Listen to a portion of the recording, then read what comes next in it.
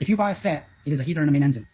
The glass in front of it, it is installed like this. We put it in diagonally, plug it into the end, then stand up. You put this on. Well, at this time, we're going to put this looser aside. Let's take a look at the hose first. At this time, we must not cut the material first. The unpacking inspection we are doing now, it is mainly to prevent damage by the courier during transportation.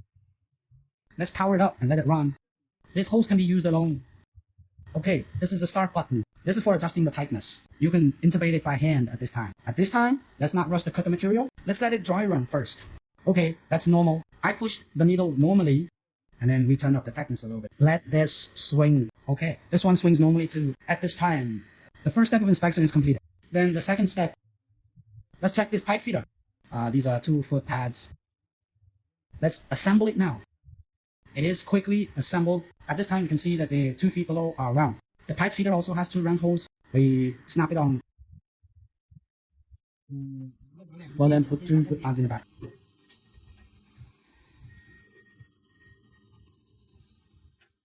After this step, we must press it. Make sure it touches in place. It's flat. If it is flat, it is very strong. Okay, next we connect this wire, the wire of this pipe feeder. Let's connect it to the mainframe. You plug it in.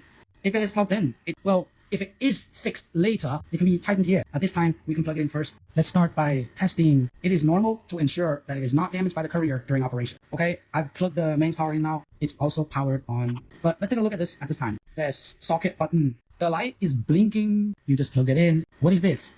The red button. It's just the calibration of the roller because you don't know where it is. Before you use it, you click this it. Only then can this light go from flashing to always on. Okay, let's try it next. And you can see it's long bright. It doesn't flash anymore. Red light. And then you click this again.